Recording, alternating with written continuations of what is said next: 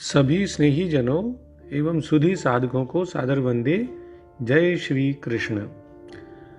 श्रीमद् भगवत गीता अध्याय 8। अब हम अध्याय 8 का प्रारंभ करने जा रहे हैं। इस अध्याय को समझने के लिए कुछ बातें हमारे को जानना आवश्यक है, तो वो मैं संक्षेप में आपके सामने प्रस्तुत कर रहा हूँ। हरि ओम तत्सत। सकल कोटि कोटि ब्रह्मांड नायक श्री हरि के चरणों में सादर प्रणाम। अक्षर ब्रह्म योग ये इस अध्याय का नाम है। कभी क्षर न होने वाले परम पिता परमात्मा से मिलने और समझने की जो प्रक्रिया है, साधना है, वह इस अध्याय के माध्यम से हमें समझ में आती है। अक्षर ब्रह्म, अक्षर पुरुष या ब्रह्म, यह वह चैतन्य ऊर्जा है जिसे न तो उत्पन्न किया जा सकता है, न इसे ही किसी प्रकार नष्ट किया जा सकता है। यह अनंत, अविनाशी, सर्वत्र कण कण में विराजमान है, जिसके कारण हम हैं। हमारे कारण वो नहीं है, हमसे पहले भी वो अस्तित्व में था, अभी भी है और बाद में भी रहेगा। विभिन्न स्थानों पर, ग्रंथों में, वेदांत दर्शन में अक्षर ब्रह्म को विभिन्न प्रकार से परिभाषित किया गया है, समझाया गया है, अर्थ लगाया गया है। उसे भी हमें समझना जरूरी है, ताकि इस अध्याय का नाम अक्षर ब्रह्म योग क्यों रखा गया और उसका महत्व क्या है, ये हम समझ सकें। तो ओम अक्षराय नमः, यानी जिसका कभी क्षर न हो वही ब्रह्म है। विष्णु सहस्त्र नाम एवं शिव सहस्त्र नाम में ईश्वर को अक्षर कहकर संबोधित किया गया है। हम बहुत सारे रेफरेंसेस देखने का प्रयास करते हैं। आदि शंकराचार्य जी के शब्दों में स एव न क्षरतीति अक्षर मुक्ताना परमा गतिम, जिसका क्षरण नहीं होता है वही अक्षर है। वो ये भी लिखते हैं कि अव्यक्तोक्षर इत्युक्तस्तमाहु परमा गतिम, ये प्रापि न निवर्तन्ते तद्धाम परमम। अक्षर ब्रह्म परम स्वभावोध्यात्म मुच्यते। इस तरह से कई बातें अक्षर ब्रह्म के बारे में लिखी गई हैं। नारायण सूत्र में भी प्रभु की महत्ता को परम पद, अक्षर, अविनाशी तत्व कहकर बतलाया गया है। जैसे सहस्र शीर्ष देवम विश्वांश विश्व शंभुवन शंभुवन विश्वे नारायणम देवम अक्षरम परमम पदम। सहस्रों शीर्ष एवं नेत्रों वाले अविनाशी श्री नारायण स्वयं संपूर्ण ब्रह्मांड है।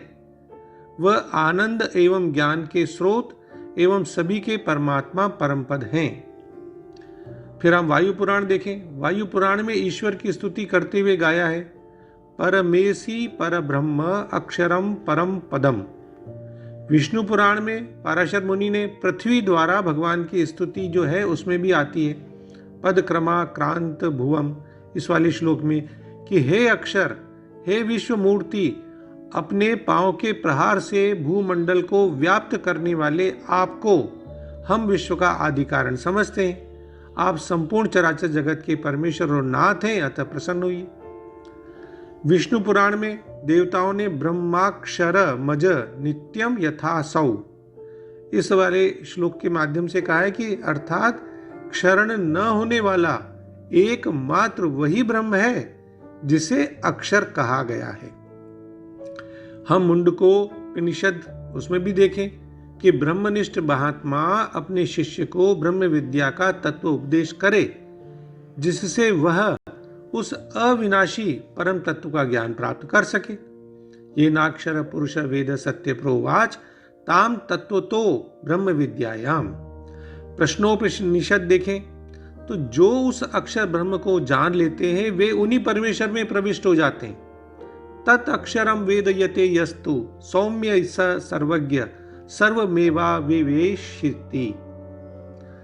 रामचरितमानस में भी आता है, जानत तुम्ही हो ही जाई, उन्हीं को प्राप्त हो जाते। तो इस प्रकार से समझाया गया है कि ऐसे अक्षर ब्रह्म को, जो कि मेघों में, बादलों में बिजली के समान देदीप्यमान है, तिल के बीज के समान महीन है, सोने के समान पीले हैं, परमाणु के समान सूक्ष्म में, प्रखर ज्योति के मध्य में वो परमात्मा निवास करते हैं। वह ही ब्रह्म, शिव, विष्णु, इंद्र व अविनाशी स्वयंभू एवं परमात्मा है। तो ऐसे ब्रह्म को जिन्हें अक्षर कहा गया है, उनको मेरा बारंबार प्रणाम है।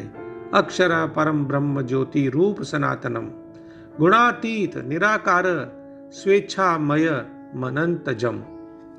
और ब्रह्मचरितमानस में ये भी तो आया है, बिनु पग चलई सुनई बिनु काना, बिना पांव के चलते हैं, बिना कान के सुनते हैं। कर बिनु कर्म करई विधि नाना, हाथ नहीं है पर न जाने कितने तरह के कर्मों को करते हैं। तो इस प्रकार से हमारे ऋषियों मुनियों ने, पुराने जमाने के जो आध्यात्मिक वैज्ञानिक उन्हें कह सकते हैं, उन्होंने इस परम ब्रह्म, परम तत्व को विभिन्न प्रकार से परिभाषित करने का प्रयास किया है। लेकिन सबका सार एक ही है कि वो तब भी था, अब भी है, वो बाद में भी रहेगा। हम उसी से हैं, वो हमसे नहीं है।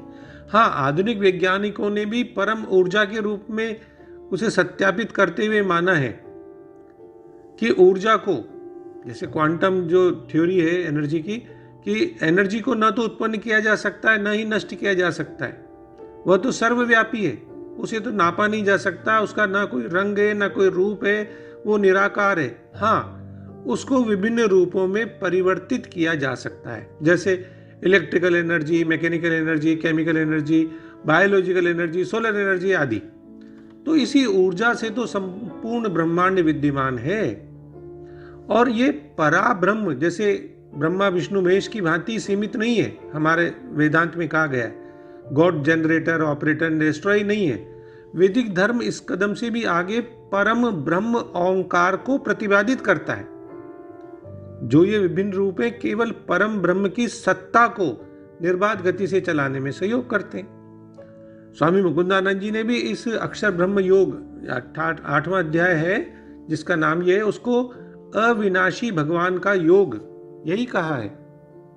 7वें अध्याय के अंत में 29वें और 30वें श्लोक में भगवान ने अपने समग्र रूप का वर्णन करते हुए ब्रह्म, अध्यात्म, कर्म, फिर अधिभूत, अधिदेव और अधियज्ञ, इन 6 शब्दों का प्रयोग किया है। 6 विषय उन्होंने उठाए हैं और फिर समग्र रूप को जानने वाले योगियों को अंतकाल में अपनी प्राप्ति भी बताई है। तो इसको सुनकर इन 6 जो विषय उठाया गया है, उनके संबंधित जो 6 शब्द हैं, उनको स्पष्ट रूप से समझने के लिए अर्जुन 8वें अध्याय के आरंभ में ही 2 श्लोकों के माध्यम से ये प्रश्न करते हैं। 7 प्रश्न, तो 6 प्रश्न तो इन शब्दों के बारे में है। और 7वां प्रश्न ये है कि संयत चित्त वाले, यानी युक्त चित्त वाले, यानी जिसका अंतःकरण वश में है, ऐसे योगियों द्वारा, पुरुषों द्वारा आप मरण काल में किस प्रकार जाने जा सकते हैं, किस प्रकार जानने में आते हैं। तो ये 7 प्रश्न पहले 2 श्लोकों में 8वें अध्याय के अर्जुन भगवान से पूछते हैं। तो 8वें अध्याय के मुख्य बिंदु इस प्रकार हैं। पहले श्लोक से 8वें श्लोक तक अर्जुन के प्रश्न और भगवान के उत्तर। फिर 9वें श्लोक से 16वें श्लोक तक प्रणव का अभ्यास और इसके अद्भुत प्रभाव। फिर 17वें से 19वें श्लोक तक सृष्टि और विनाश की व्याख्या। फिर 20वें से 22वें तक भगवान का सार्वभौमिक स्वरूप और भक्त उसे कैसे प्राप्त करता है। 23वें से 26 तक अंधकार का मार्ग और प्रकाश का मार्ग, चंद्रमा के पखवाड़े। और 27वें 28वें इनमें योगी की शक्ति, इनका वर्णन किया गया है। जो 7 प्रश्न 8वें अध्याय के पहले और दूसरे श्लोक में अर्जुन भगवान से पूछते हैं, उन सब प्रश्नों का उत्तर सारांश के रूप में यही है कि परम आत्मा सब सृजी गई वस्तुओं, सब यज्ञों, सब देवताओं और सब कर्मों में व्याप्त है। ये सब केवल भगवान की विविध अभिव्यक्तियां हैं। अक्षर और ब्रह्म दोनों शब्द भगवान के गुण स्वरूपों के वाचक हैं। इसी अध्याय के हम 3, 11, 21वें श्लोक में और 24वें श्लोक में इनको सबको देखेंगे। तथा भगवान का नाम ओम है, उसे भी अक्षर और ब्रह्म कहते हैं, जैसा कि इसी अध्याय के 13वें श्लोक में हम देखेंगे। तो इस अध्याय में भगवान के सगुण रूप, निर्गुण रूप, इनका ओंकार का, इन सब का वर्णन है। इसलिए इस अध्याय का नाम अक्षर ब्रह्म योग रखा गया है। जय श्री कृष्ण। ओम श्री कृष्णार्पणमस्तु। डॉक्टर BK शर्मा के प्रणाम और किसी भी भूल अथवा त्रुटि के लिए क्षमा। सर्वे भवन्तु सुखिनः, सर्वे सन्तु निरामया।